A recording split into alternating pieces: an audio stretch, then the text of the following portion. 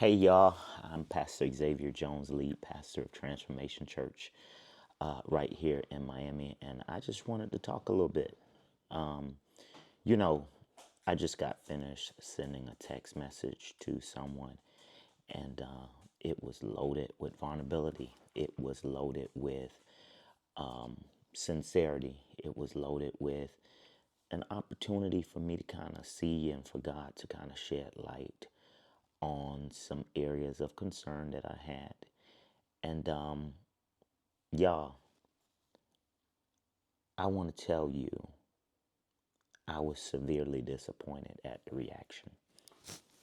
And God just began to deal with me to help me understand that there are people that every single day they are dealing with disappointment. So much so that they don't even have a standard anymore. They have suggestions. And what's the difference, Pastor, between a standard and a suggestion? A standard is something that you hold people accountable to. A suggestion is something that you just kind of offer and hope that they live up to it. And I want to say this, sometimes we are putting too much weight on people that have clearly demonstrated that they don't have the strength to carry it.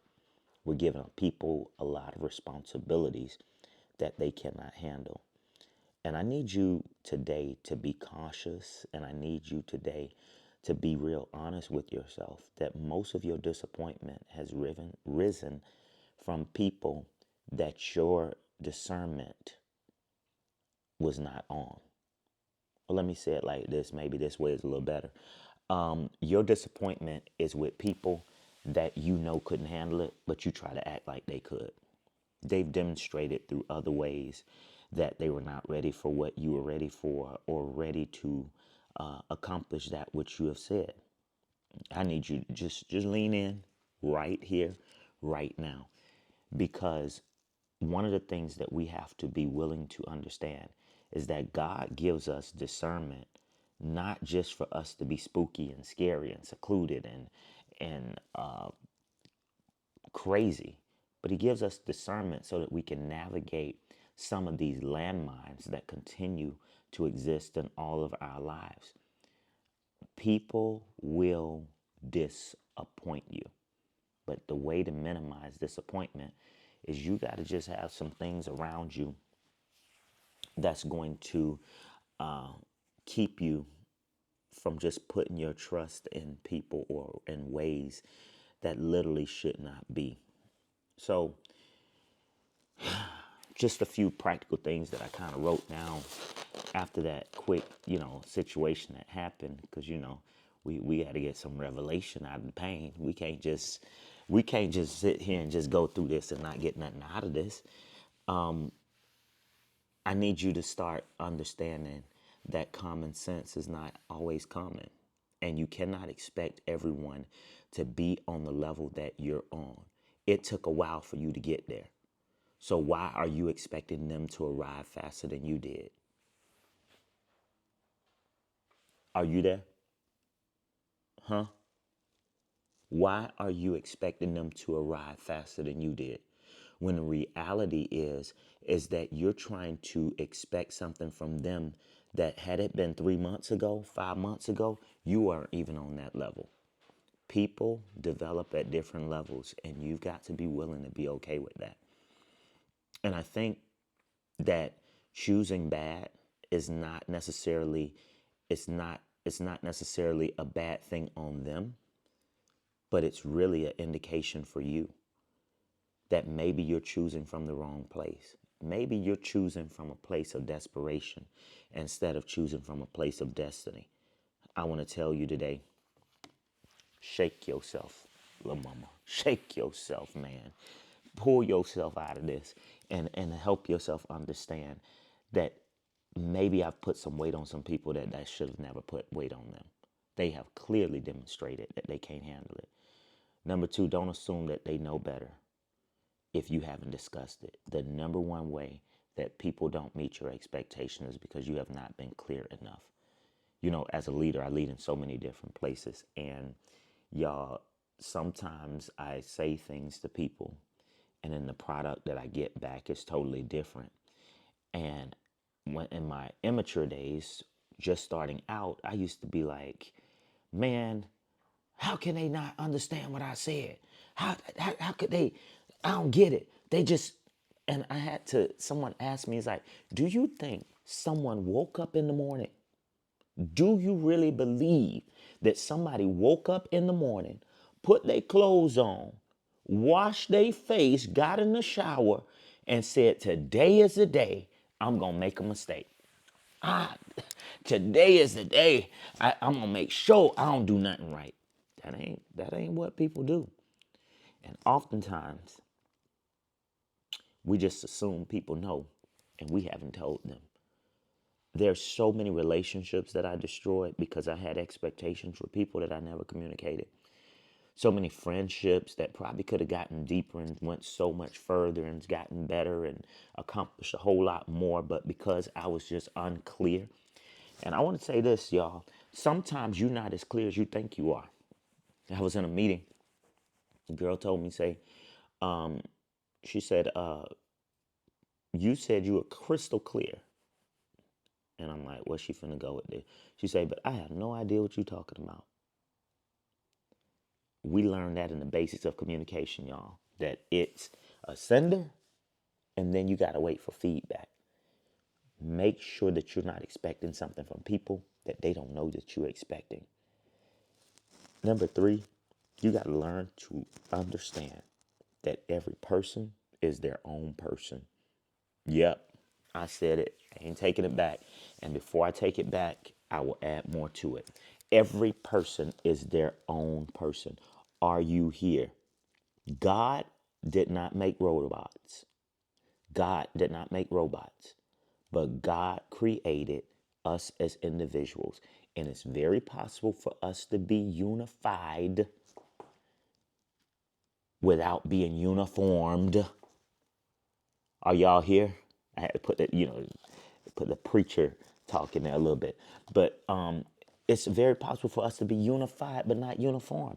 So that means just because we go on the same mission don't mean that we're going to accomplish it the same, dress the same, look the same, think the same. He made us with our own ability to think, with our own ability to talk, with our own ability to walk, with our own ability to make sound decisions. And oftentimes we feel like people are going to decide how we decide. Well, they can't decide how you decide when they don't have at stake what you have at stake. Number 4, you got to be willing to take your power back. Take ownership of your own happiness. So many years of my life, I sat back waiting for the accolade of people to determine if I was going to be happy or not. Did y'all hear it?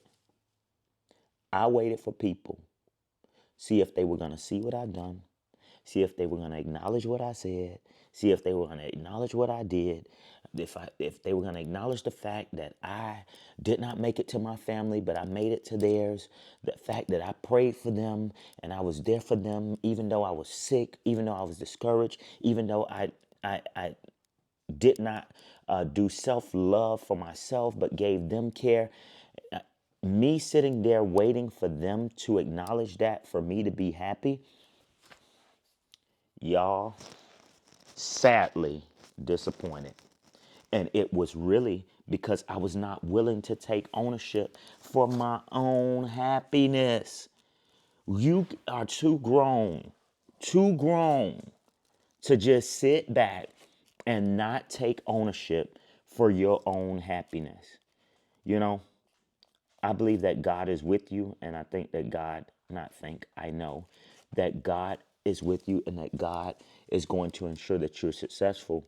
But sometimes we keep walking ourselves around in a circle like the children of Israel. A journey that was supposed to take a few days turned into 40 years because they decided that they were not going to make adjustments in what they were doing. This is the last year that you sit around making yourself sick because you are just trying to sit back and trying to stay consistent instead of making adjustments.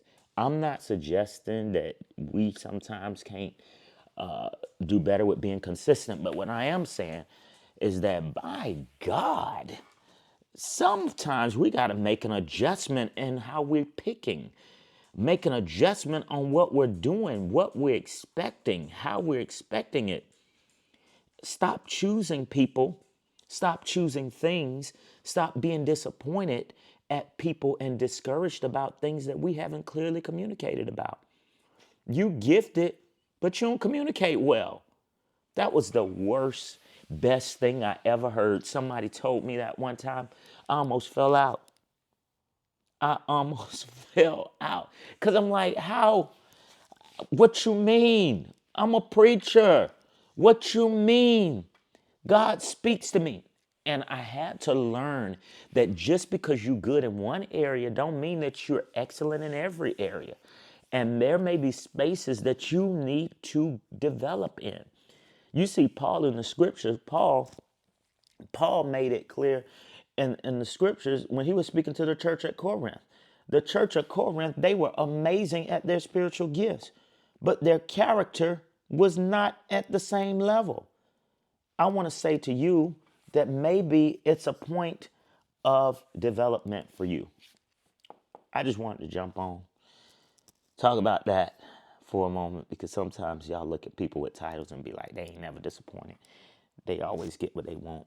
Things always work out for them. Things are amazing for them. Things are going good. Things are excellent. Things are mighty and strong. They're so good, you know. And I'm down with all that every once in a while. But truth be told, we walk through our own fair share level of battles, and I think it's appropriate at times for us to let you in our world. So I wanted to let you in on my world and talk to you about how I navigated not getting my expectations met. I feel like I need to lean in on standards versus floor, because, standards versus suggestions, because we confuse the two. And a lot of times, people are only going to do what we allow them to do. Yes, ma'am. Yes, sir. Y'all know I got to pray. I ain't ending this without praying. Father, in the name of Jesus, God, I pray for every individual that's been let down, for every individual, God, that's walking through a season of what they feel like is tragedy, where their standards have not been met, where people did not give them the reaction that they were expecting. God, it's not a negative reflection on the other person as much as it is an opportunity for us to see ourselves. God, we love you, and we thank you for revealing this to us in this season so that we won't mess it up in next season. God, you're faithful. Thank you for making us a reservoir of wisdom and power and virtue. And we forever give you glory, both now and forever. In Jesus' name. Y'all stop back by this channel. I'll be putting some stuff up occasionally. I just bought this new camera, and I want to see how it works. Blessings on y'all. I love you. I pray you have a great day.